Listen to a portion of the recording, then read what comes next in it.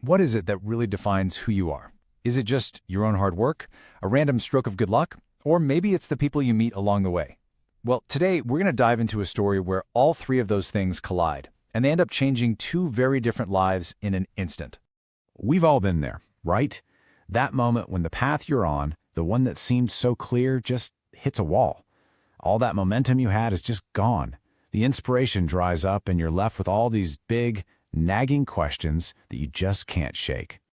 And it almost always comes back to this one, doesn't it? Was that big success you had pure skill, or were you just in the right place at the right time? I mean, how much of our lives are really just dictated by simple, blind luck? And on the flip side, how much of the driver's seat are we actually in? Sometimes life feels like it's just on autopilot, taking turns and changing speed whenever it wants. So how much of it is actually us, and how much is just the universe doing its thing? Ultimately, when you boil it all down, all those questions about luck and control, they really lead you to this one fundamental question. And to explore it, we're going to look at two very different lives, starting with the man who really thought he had it all figured out. So first up, let's meet the writer. His story is this classic tale of a meteoric rise to the top, followed by a sudden, totally bewildering fall from grace.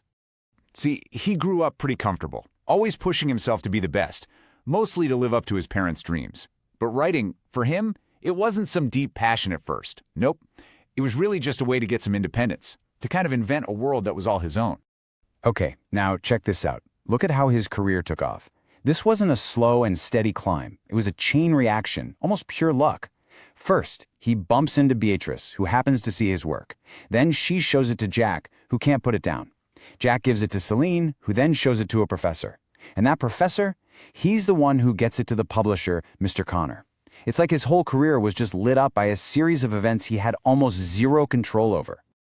Can you imagine getting that phone call from your publisher? This is it, the absolute peak. He's a bestseller, he's famous, he's acclaimed, he has made it. The dream is real.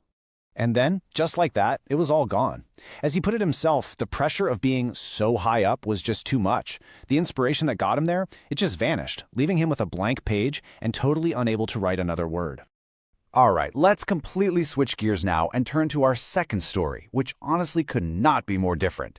Let's meet the actress. Her journey is all about pure grit meeting one single life-changing opportunity. Her life started out happy, but then things just faded away little by little. After losing her grandparents and pretty much everything she knew, she moved to the big city to start over. But she immediately hit a wall and lost her first job. Yeah, her beginnings were the total opposite of the writer's cushy start.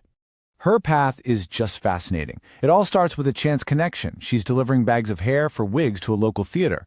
That leads to step 2. She spends months just watching rehearsals, learning the lead actress's part by heart. See, she wasn't just waiting for luck, she was getting ready for it. And then came the opportunity. The main actress misses the final rehearsal, and that's when she seizes her one shot, steps in, and absolutely blows everyone away. And when that moment came, she didn't just recite the lines she'd memorized. No, she performed them with this raw, powerful passion that just stunned everyone in the room.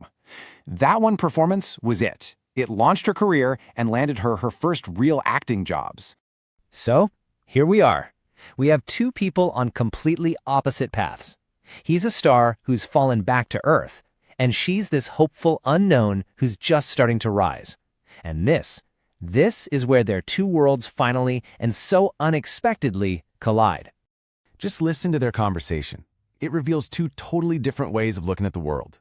He admits he's in a kind of crisis, totally convinced his success was just a fluke and that now things do not come to me. But for her, well, everything has been like a dream. She's working 2 jobs just to chase her passion and is about to star in her very first leading role. The difference is just staggering. When she asks him what fame is like, his answer is so telling and kind of sad. To him, it's just a spot on the tip of the nose. Everyone sees it except you. It's like he only recognizes what he had now that it's gone, now that he's looking for his name in the papers and can't find it anywhere. But here's the thing. This isn't just some random chat between a delivery girl and a customer. Oh no. The actress has been holding on to a secret, a confession that's about to completely reshape the writer's entire world. And there it is, the very book that he sees as the source of his failure. The work he's been totally unable to follow up on. That book was her only friend during the hardest times of her life. It wasn't just a story to her, it was a lifeline. And then comes the second part of the reveal. Their meeting wasn't an accident. It wasn't just luck. She actually recognized his address at the delivery company and made sure she was the one to make this delivery. She didn't just wait for a lucky break. Like she says, she helped it along a little bit. And here it is, the connection that ties everything together. The big break that's launching her career, the play that is her dream come true, it's directly inspired by his forgotten book. His creative end was actually her creative beginning. The impact of his words never really died. It just found a new life inside of her. You can just imagine him in that moment, completely speechless, just floored.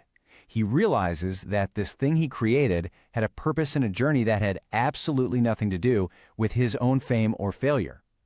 He promises he'll be there for her premiere to see his story live on through her. After she leaves, he finally opens the box she delivered, the whole reason she was even there.